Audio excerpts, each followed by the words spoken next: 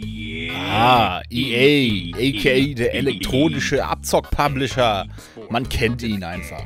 Entweder durch Games wie FIFA, wo eindrucksvoll gezeigt wird, wie man effektiv für virtuelle Spieler sein Geld verbrennen kann, nur um ein Jahr später von vorne anzufangen, oder eben Rennspiele wie Need for Speed, wo EA immer wieder beweist, wie wenig sie sich eigentlich noch mit Qualität und Content beschäftigen.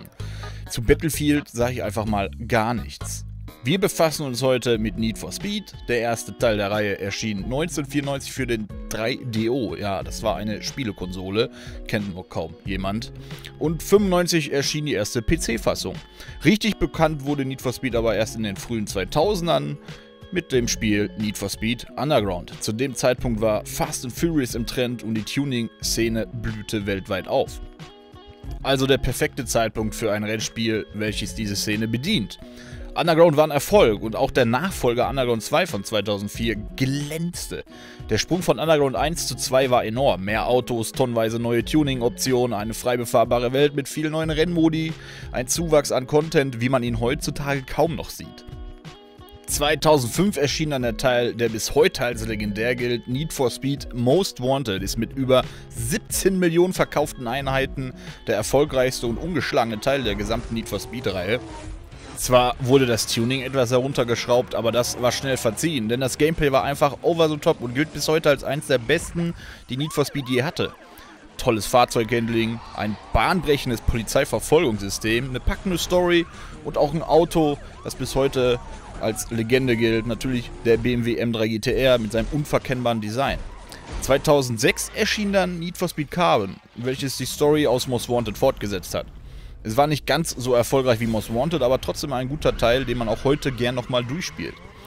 2007 erschien dann Pro Street und das ist so der erste Punkt, an dem Need for Speed seinen ersten kleinen Bruch erlitten hat. Pro Street kam nicht bei allen gut an. Plötzlich waren wir auf Rennstrecken unterwegs und die Fahrphysik hat sich völlig verändert. Vielen gefiel das die damals nicht, aber man muss sagen, Pro Street ist gut gealtert. Die Fahrphysik ist bis heute zwar etwas gewöhnungsbedürftig, aber ansonsten steht das Spiel einfach gut da. Eine Top-Atmosphäre, gutes Tuning und vor allem actiongeladene Rennen und ein Schadensmodell, wie man es heute kaum noch sieht, außer vielleicht bei BMG Drive. Vor allem wegen Momenten wie diesen liebe ich dieses Spiel immer noch. Oh, wow, wow, wow!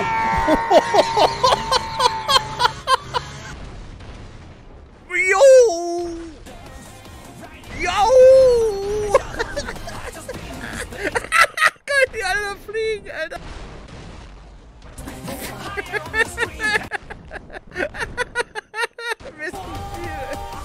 Tja, und danach erschien Undercover.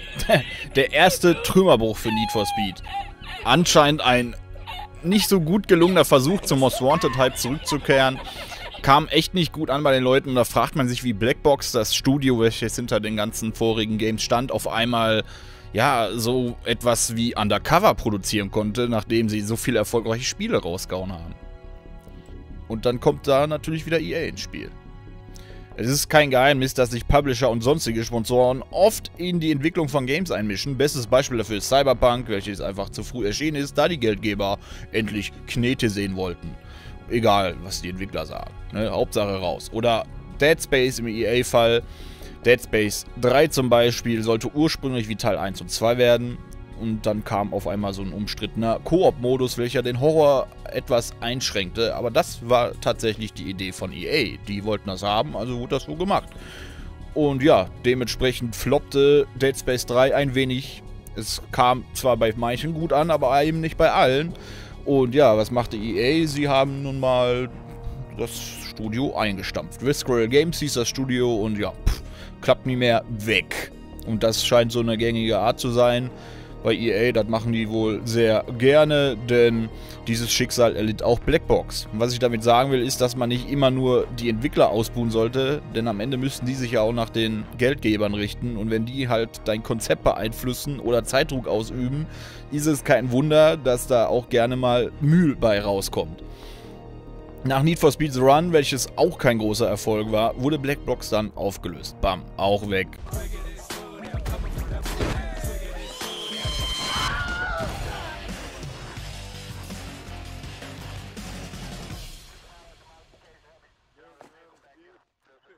are dead. Not a big surprise. Und Shift 1 und 2, da wollen wir gar nicht groß drüber reden, waren jetzt auch nicht die Riesenerfolge. Auf jeden Fall nahm EA dann Criterion Games an die Hand. Und die brachten uns dann Need for Speed Hot Pursuit. Ein kleiner Lichtblick für Need for Speed, wurde mittlerweile auch remastert. Tolle Grafik, die bis heute gut aussieht, tolles Gameplay und Fahrgefühl. Also sie kam gut ran an die alten Hot Pursuit Teile und war eigentlich ein gut spielbares Spiel, was man auch heute gern nochmal rauskramt. Und dann, ja, dann nahm EA natürlich die Flinte und schoss den Vogel ab. Aber so richtig, sie terminierten diesen Vogel quasi. Need for Speed Most Wanted 2012. Die Community eskalierte, der Hype war da, man konnte es kaum noch abwarten. Aber wieder mal ließ EA den Entwicklern zu wenig Zeit. Die konnten nicht das, was sie eigentlich planten, realisieren. Und was am Ende rauskam, gilt bis heute als Schandfleck in der Need for Speed-Reihe.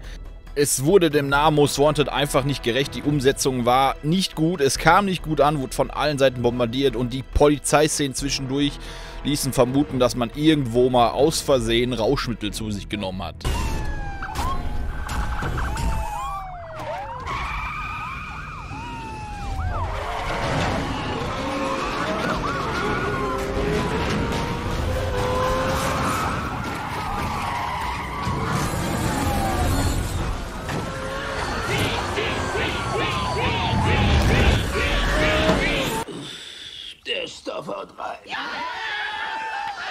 Need for Speed erlitt also seinen zweiten gewaltigen Trümmerbruch. Ja, und dann wurde es ruhig um Need for Speed. 2 Jahre später kamen dann auf einmal Ghost Games um die Ecke. Neues Studio bei EA, zuständig für Need for Speed mit Rivals. Ja, Rivals, man kennt's, war allerdings auch kein Knaller, obwohl es meiner Meinung nach sehr viel Potenzial in dem Spiel gibt oder gab. Aber das Problem war, es hatte gammelige Server, viele Bugs und ein unausgereiftes Gameplay. Das hinderte Rivals einfach am großen Erfolg und das war meiner Meinung nach einfach verschwendetes Potenzial. Doch dann kam noch ein Madenknaller. Der Neustart der Need for Speed Serie 2015 und meine Güte, es glänzte mit seinen Trailern und die Community war gehypt. Endlich geht's wieder los, endlich wieder ein Teil mit Stil in Aussicht, ne, im Stil der alten Games, der frühen 2000er und dann der Release. Oh mein Gott, was ist geschehen? Während die Story noch halbwegs in Ordnung war und auch die Grafik stabil war, konnte man dem Gameplay einfach keine Freude abgewinnen. Völlig verkorkstes Handling, Crash-Animation für jeden Hickhack, ja. Hast du eine Mücke nachts getroffen, boom, erstmal massiver Überschlag, alle tot. Jede Kleinigkeit, wirklich jeder hat dich weggeklatscht. Eine Cop-KI, die dämlicher nicht sein könnte, wirklich, die haben absolut gar nichts geschissen gekriegt. Ich habe mir diese Freisprechanlage gegönnt. Alles gut bei Ihnen? Brauchen Sie einen Krankenwagen oder sonstige psychiatrische Hilfe? Und dann noch diese Rubberband-Gegner-KI aus der Hölle. Ja, und dann war da noch die Story mit dem Online-Zwang. Also an sich kein guter Neustart.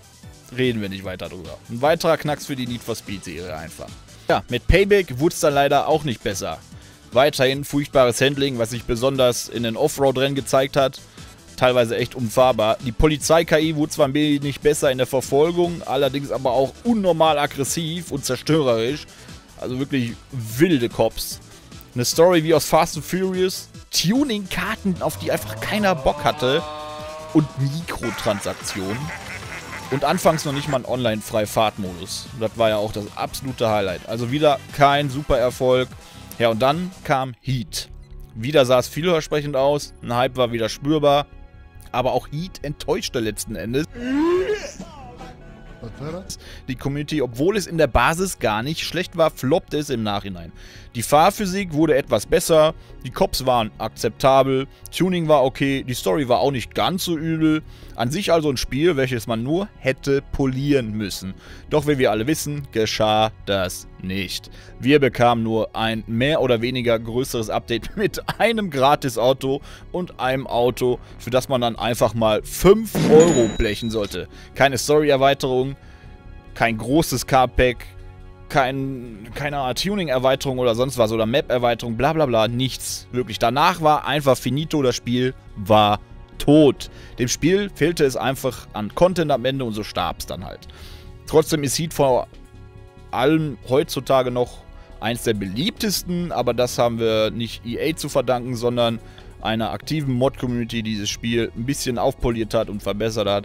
Und das sieht man auch an den Spielerzahlen. Momentan spielen mehr Leute Heat als zum Beispiel Unbound. Und dazu kommen wir jetzt auch mal. Ja, Unbound. Aber bevor wir zu Unbound kommen, sollte ich vielleicht noch erwähnen, EA fiel natürlich nichts Besseres ein, am Ende Ghost Games natürlich auch rauszuschmeißen. Ja, Heat war nicht schlecht, aber ne, ich sag mal so, die Entwickler waren auf einem guten Weg, sich da in eine Richtung zu entwickeln, die den Spielern gefällt, aber EA so, ja, nö, schien ja irgendwie nicht so zu knallen, der Teil. Sind auch bestimmt nicht wir schuld, deswegen schmeißen wir jetzt euch mal raus. Ein paar Entwickler haben sie behalten, aber ein Teil ist halt raus. Ghost Games an sich gibt's also nicht mehr. Ja, und ratet mal, wer dann nochmal ran durfte. Son of a bitch.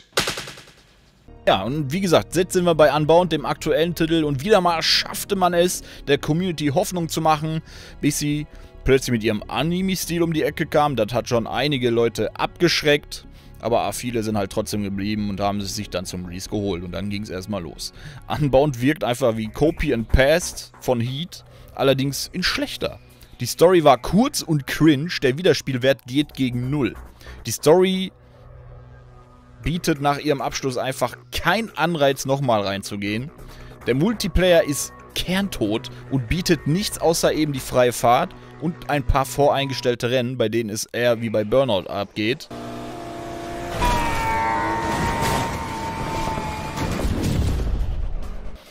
Nach dem ersten Update vor kurzem kam dann die Polizei erst in den Multiplayer. Und die ist auch irgendwie, ja, irgendwie ein Witz, denn so wirklich kriegt die da auch nichts hin. Die sind sehr leicht abzuhängen und verhalten sich teilweise echt random. Und ja, an sich, wie gesagt, haben die absolut keine Chance, mit den Spielern mitzuhalten.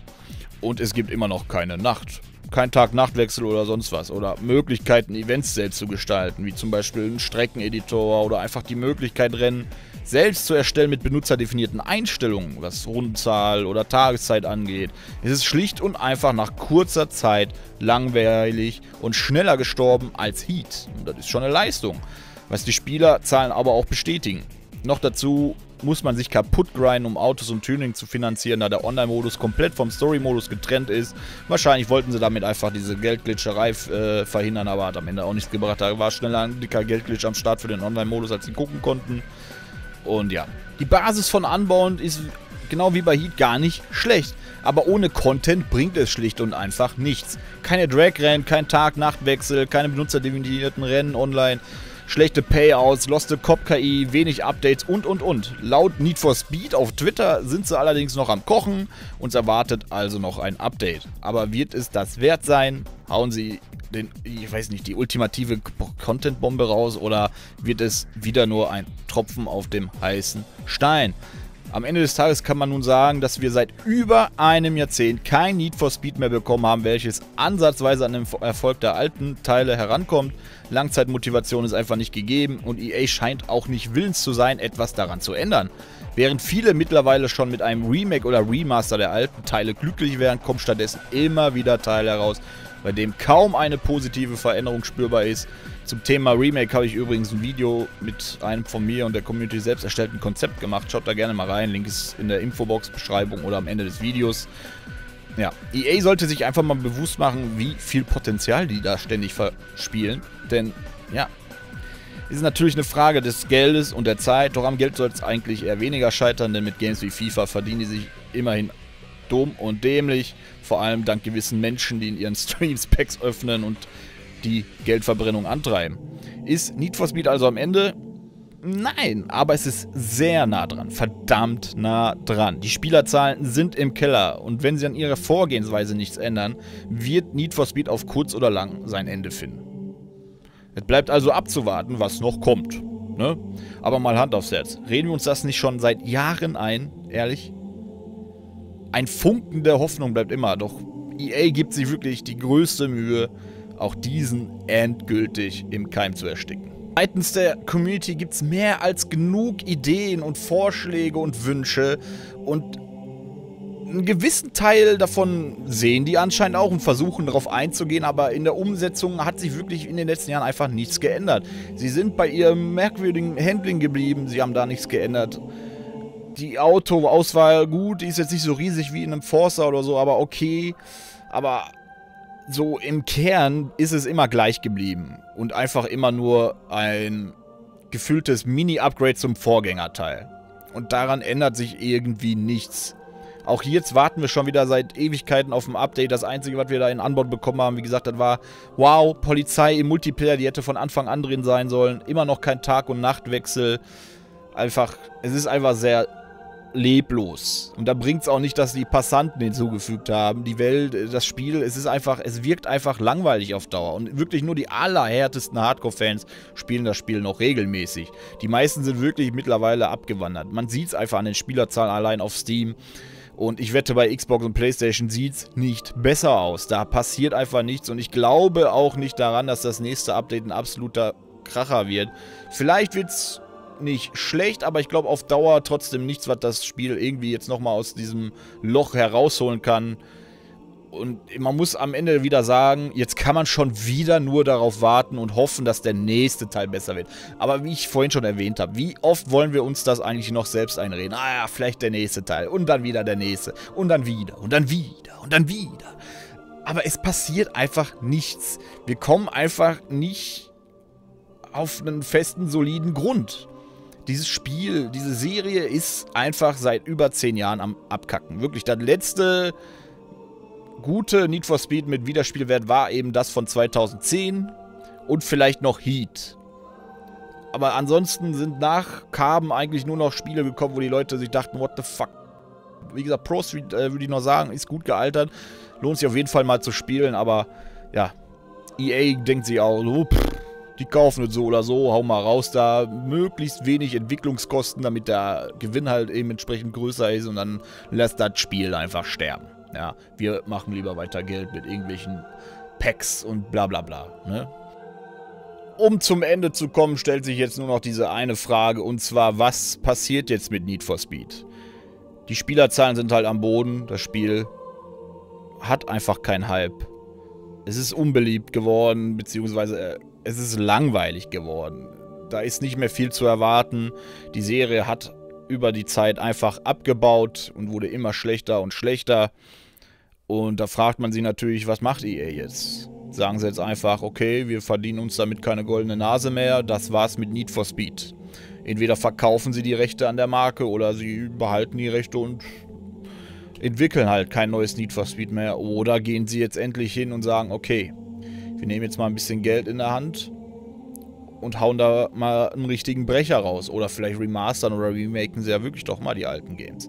Aber dann muss man immer noch Angst haben, dass sie selbst das verkacken und die alten Games in den Dreck ziehen oder so. Und naja, EA zeigt ja nicht nur bei Need for Speed, dass sie es nicht mehr drauf haben. Auch in anderen Spielen, ne? Sei es Battlefield oder sonst was.